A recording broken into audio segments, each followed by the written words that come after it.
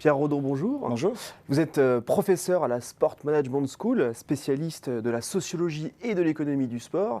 Et on va parler aujourd'hui du prix des transferts un peu et de toute l'économie qui entoure les transferts des joueurs de foot.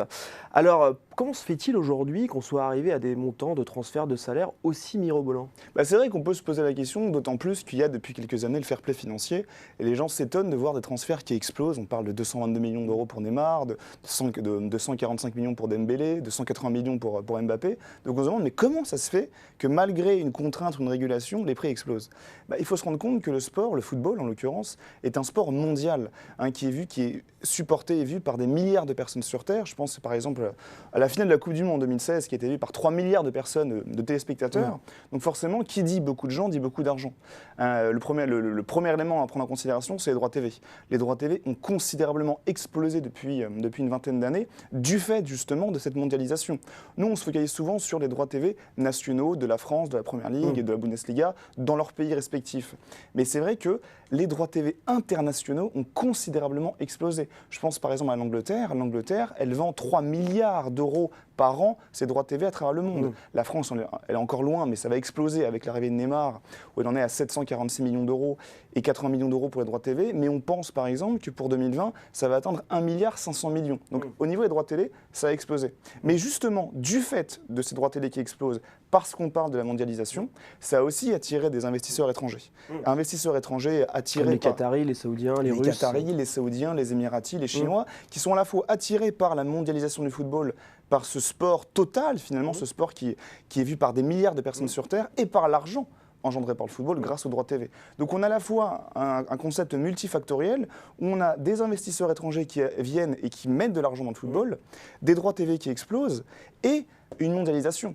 Et même à ça, je pourrais rajouter un quatrième argument, le fameux fair play financier. Le fair play financier qui date de 2011 a imposé à ce que les clubs ne puissent pas dépenser plus qu'ils ne gagnent. Donc du fait de cette régulation imposée, les clubs tout simplement ont changé de réflexion, ont changé de logiciel et se sont dit dorénavant, il faut gagner de l'argent avant de pouvoir dépenser. Donc comme il faut gagner de l'argent, ils vont d'abord chercher à engranger des recettes, multiplier les partenariats commerciaux, les contrats de sponsoring, de marketing, engranger encore plus d'argent qu'avant pour pouvoir ensuite dépenser. Donc les recettes ont explosé, donc l'argent a augmenté. Et est-ce que les retombées économiques sont réelles pour tous ces joueurs qui sont achetés à des prix d'or ? C'est vrai que c'est la question qu'on peut se poser. Est-ce qu'on gagne de l'argent dans le football ? Mis à part les grands clubs européens type Manchester United, Real Madrid, Barcelone, voire le PSG, on ne gagne pas forcément beaucoup d'argent dans le football. Dans le football, à la rigueur, on vous dira que ça va rapporter, en termes de comptabilité, ça rapporte autant que ça nous coûte. Par contre, là où ça peut intéresser des gens, c'est la visibilité que procure le football. Je pense par exemple aux investissements qataris, émiratis ou chinois ou russes qui viennent dans le football, non pas pour un but de lucrativité, mais qui viennent dans un but de visibilité, de notoriété, qui peut, cet objectif de retombée médiatique peut apporter de l'argent en termes de vente ou en termes de prestige.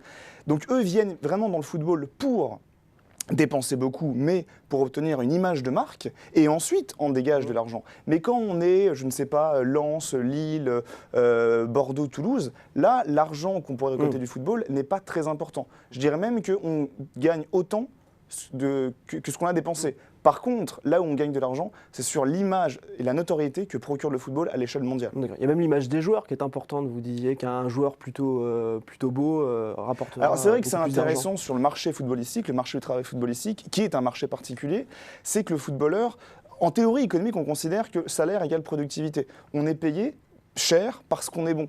Sauf que le football a cette particularité que 49% de son salaire est expliqué par des facteurs extrasportifs. Ça ne correspond pas à sa productivité réelle, à sa performance sur le terrain. On va montrer par exemple que plus un joueur est beau, mieux il est payé. Plus un joueur est connu et il passe dans la presse people parce qu'il est marié avec telle starlet de la télé-réalité ou pas, il va être mieux payé. Et de la même manière, plus il est irrégulier, mieux il est payé.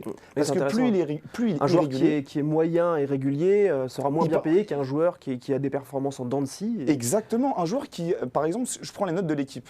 Si un joueur a tout le temps 5 sur 10 dans l'équipe, un joueur moyen finalement, personne ne parlera de lui. Il a 5 sur 10, bon voilà, on s'en fout.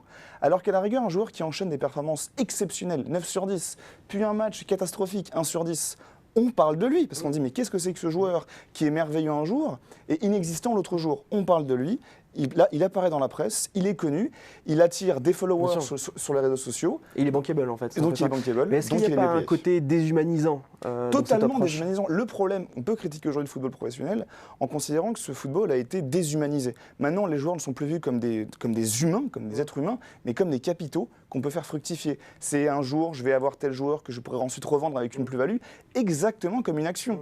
Et c'est vrai que cet élément est à prendre en considération pour la suite du football. Est-ce qu'on va continuer à marchandiser justement le footballeur comme un capital, comme une action, comme une obligation, ou on va véritablement prendre en considération l'humain et donc le protéger et essayer de réguler le marché du travail, le marché footballistique, pour protéger justement les défaillances induites par cette déshumanisation, par cette dérégulation. De la nécessité donc de réguler. Mais La question se pose, est-ce qu'on doit réguler? Est-ce qu'il faut réguler? Des chiffres très rapidement, hein, je peux prendre en considération. En France, par exemple, 20% des footballeurs s'accaparent 80% de l'ensemble des salaires. Donc il y a une très forte disparité salariale, de très fortes inégalités. D'après la FIFPro, le syndicat des joueurs international, 40% des joueurs sur Terre, professionnels, gagnent moins de 1 000 $.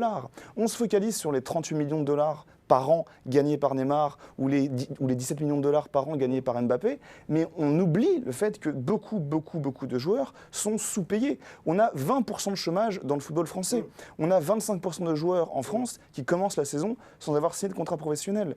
On a par exemple, d'après la FIFPro, 38% des joueurs qui ont connu, connaissent ou vont connaître une période de grande dépression.